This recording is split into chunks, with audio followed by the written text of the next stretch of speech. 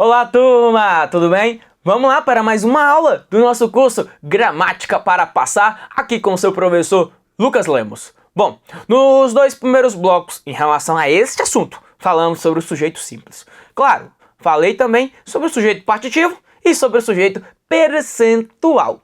A partir de agora, acompanhe na tela, pois vamos falar sobre o sujeito composto. Veja bem, o sujeito composto é aquele que possui mais de um núcleo. Muito bem, isso você já sabe, meu aluno já sabe disso. Mas eu quero mostrar algo mais importante. Observe o contexto. Vem ocorrendo a transformação da sociedade e a consolidação de valores. Aqui o examinador perguntará se é possível substituir a forma verbal vem ocorrendo, presente dentro do texto, por vem ocorrendo. Ele quer saber se podemos substituir aí a forma verbal. Bom, nós já percebemos o seguinte, que este acento circunflexo, chapéuzinho do vovô, serve para marcar a diferença de singular para plural. É isso mesmo. No singular ele vem sem um acento. No plural eles vêm com o acento circunflexo. Mesma coisa o verbo ter. Ó, no singular ele tem. No plural eles têm com acento circunflexo. Beleza? Resolvemos o problema aí. Tá bom. Isso daí é para marcar a diferença entre singular e plural. Mas o que o examinador aqui quer saber é se eu posso retirar o verbo que está no plural e passar para o singular. Como eu vou fazer uma análise sintática, qual é a primeira coisa que eu faço? Vamos lá.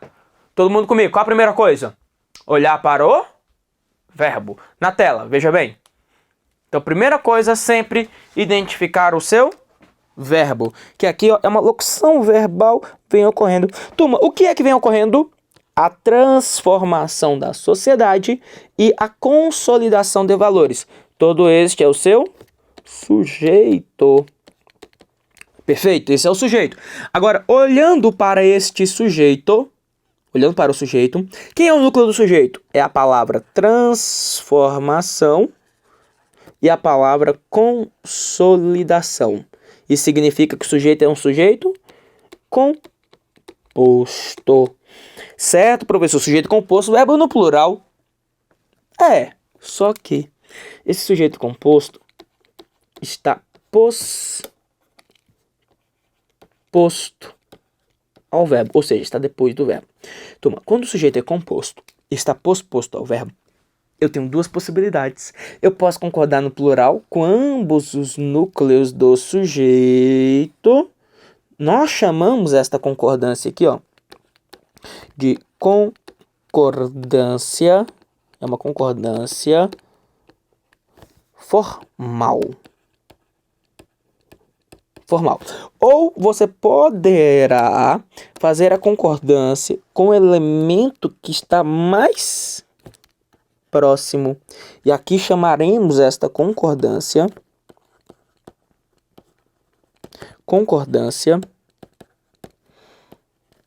atrativa. Concordância atrativa é com o elemento que está mais próximo. Então, vamos pensar. Você, por exemplo, tá? Já me responder se você já foi à missa. A missa? A missa. Você sabe que eu gosto muito de falar de elementos bíblicos, né? Eu gosto de falar de Bíblia. E vamos pensar na missa. Lá, quando cantamos aquela música, ó. Que fala assim, ó.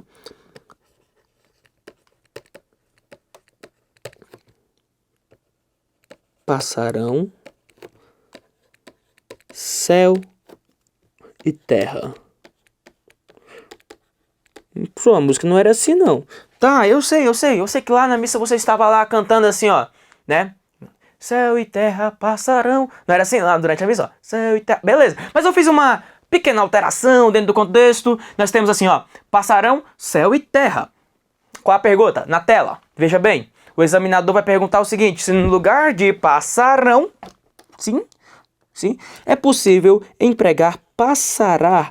O que você me diz? No lugar de passarão, podemos usar passarar? Olhemos para o verbo e me diga quem é que passarão. Céu e terra. É um sujeito simples ou composto? Composto, professor. E este sujeito composto está depois do verbo? Está, professor, posposto ao verbo. Como o sujeito é composto e está posposto, o que eu posso fazer? Posso concordar com ambos os núcleos do sujeito. Ou concordar com quem está mais próximo.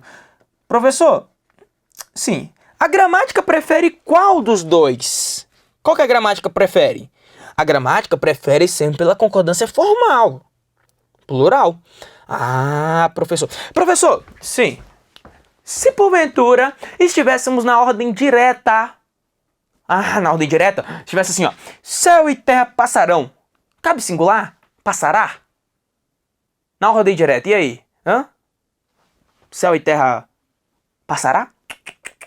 Na ordem direta, só posso usar a forma pluralizada. Céu e terra passarão. Na ordem direta, apenas o plural é que é permitido. Agora, inverteu. O sujeito é composto e está posposto. Está depois do verbo. Então, neste caso, eu posso dizer passarão céu e terra ou apenas passará céu e terra. Acompanhe na tela. Veja comigo. Veja um próximo exemplo que disse assim. Veja lá, na tela. Agiram cuidadosamente o agente e o delegado, né? Agiram cuidadosamente o agente e o delegado. Olha só, o examinador quer saber se no lugar de agiram, cabe agiu. Professor, lá a música é mais sua vontade, mas sua palavra não passará, né? É assim mesmo. Essa música eu não tenho visto muito nos últimos tempos lá na missa, né? Acho que não tá passando mais. Você comenta aí comigo e diga lá se você tem ouvido essa música. Cabe no lugar de agir, cabe agiu? Bom, olhe para o verbo. Quem é que agiram cuidadosamente? O agente e o delegado. Este é o sujeito. E é um sujeito o quê? Composto. Esse sujeito composto está o quê? Posposto ao verbo. E quando o sujeito é composto e posposto, o que eu posso fazer? Nossa, professor, rápido. Rápido mesmo. Eu posso concordar com ambos os núcleos do sujeito ou apenas com quem estiver mais próximo. Porque nós falamos em concordância o que, por favor? Atrativa. Né? Chamamos de concordância atrativa. Concordando com o elemento que está mais próximo. Concordância atrativa. Aí o menino fala assim, professor, se o mais próximo estivesse no plural, se tivesse assim, ó, os delegados, os agentes, melhor, se tivesse o mais próximo no plural, aí isso vai caber plural, né? Tocar plural. Ué, se o mais próximo está no plural, aí eu só posso usar no plural. No plural. Tá? Professores, cuidadosamente, poderia ficar entre vírgulas? Poderia, sem problema nenhum. Até porque cuidadosamente, eu vou estudar depois mais à frente, que cuidadosamente é uma adjunta adverbial, tá? Então, neste caso, eu poderia sem problema nenhum colocá-lo entre vírgulas. Não há problema para a situação. Poderia colocar cuidadosamente entre vírgulas? Poderia, sim, perfeitamente, tá? Se quiser, pode colocar aí. Não há problema. São vírgulas facultativas. Agora, claro que se colocou uma, coloque a outra, tá? Você não pode colocar só uma, porque se você colocar só uma, você separa o sujeito do verbo. Aí não rola. Mas fiquem tranquilos. Depois, mais à frente, eu falo sobre isso. Vamos à questão 65. Observar o que traz o examinador nesta questão. Disse o examinador. Seria mantida a correção gramatical do texto caso a forma verbal faltam fosse substituída por falta?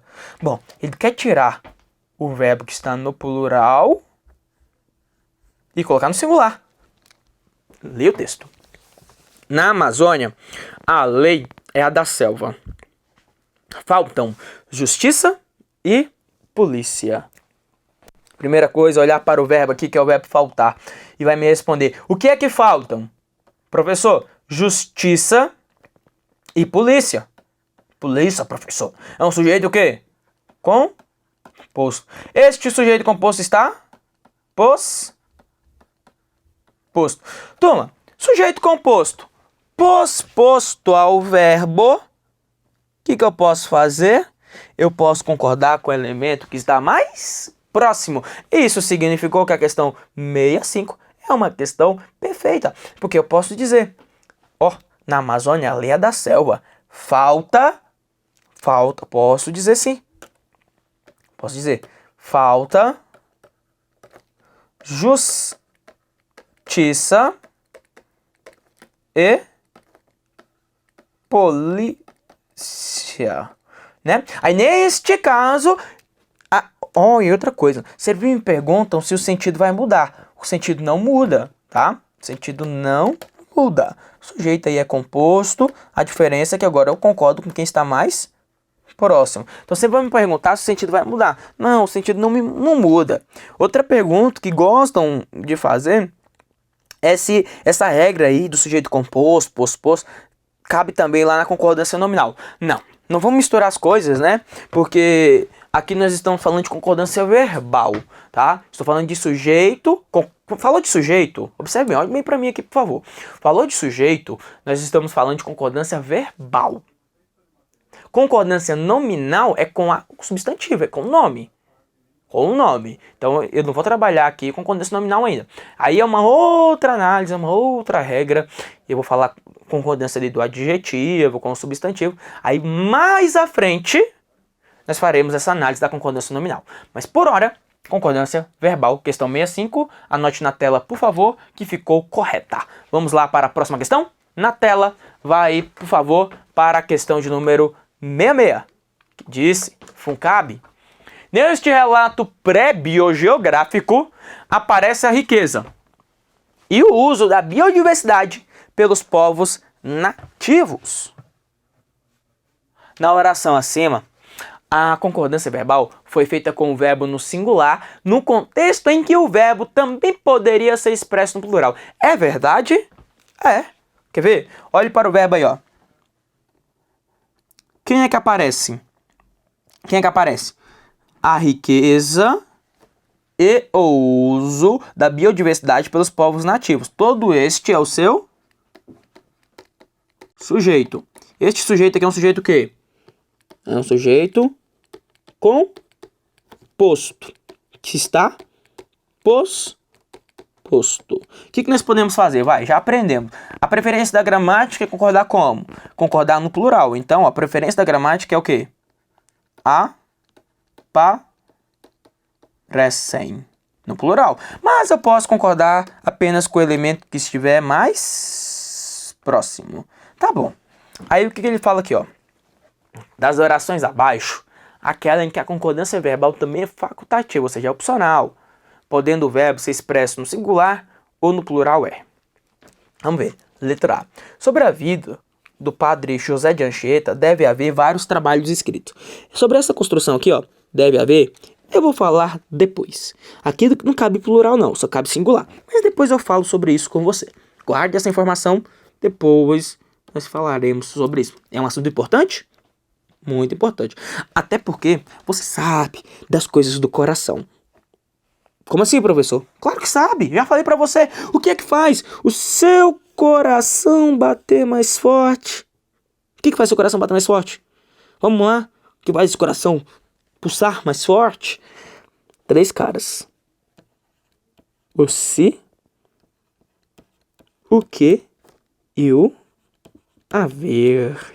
Sim, porque toda vez... olha só, escuta esta dica aqui do seu professor. Toda vez que for fazer uma questão e olhar na questão o se, o que ou haver, por mais que o examinador não esteja cobrando esses caras, você vai falar assim, opa, peraí, não é assim, vai fazer com calma, tá? Porque às vezes os examinadores cobram a questão lá de concordância, aí tem um se lá, um se bem sacana, aí você vai analisar, para ver se esse se realmente ali vai atrapalhar ou não a sua vida. Então, toda vez que encontrou se, o que ou haver, o coração vai bater mais forte. Vai ou não vai? Vai, professor. E às vezes aparece o se e o que juntinhos. Aí o coração, ó, 2 vezes mais forte, tá? Na tela, vamos lá. Continue. Legal, na tela. Então, letra B. Foi justo o reconhecimento histórico e a canonização de Anchieta. Turma, o que é que foi justo? O que é que foi justo?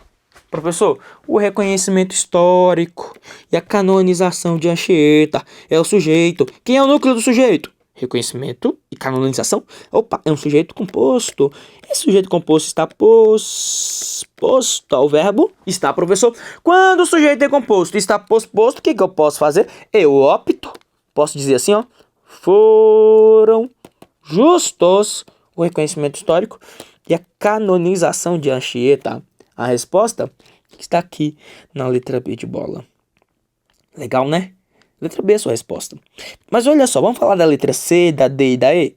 Vamos, professor. Professor, não precisa não, mas eu quero. Vamos lá.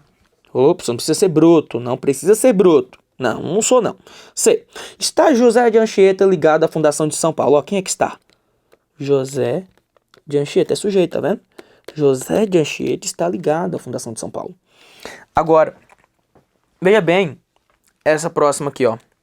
Que é a letra E. A letra D. Uma das muitas obras de Anchieta consistiu em escrever poemas. Quem é que consistiu em escrever poemas? Uma das muitas obras. Então é uma dessas obras, uma das obras é que consistiu. Então, ó, uma. Quantas? Uma, ué, só cabe singular. Mesma coisa embaixo, ó. Cada uma das obras de Anchieta. Então, quantas? Cada uma. Só cabe singular. Tá? Não vai caber plural. Então, a resposta para a questão 66, o número da besta, é a letra B. Letra B é a sua resposta para a questão número 66. Tudo bem? Então, olhe para mim, por favor. Olhe bem para mim. Neste momento, eu vou concluir mais um bloco aqui com você. Por quê? Porque eu falei sobre o sujeito composto e dei preferência para falar sobre um sujeito composto que está posposto. No próximo bloco, falaremos sobre dois tipos de sujeito. Sim, falaremos sobre o sujeito elíptico, o sujeito oculto, que eu coloquei lá no primeiro bloco, e o sujeito indeterminado. Vamos falar sobre esses dois tipos de sujeito. É algo importante? Então não saia daí. Venha comigo no próximo bloco. Um abraço do LucasLemos.pro.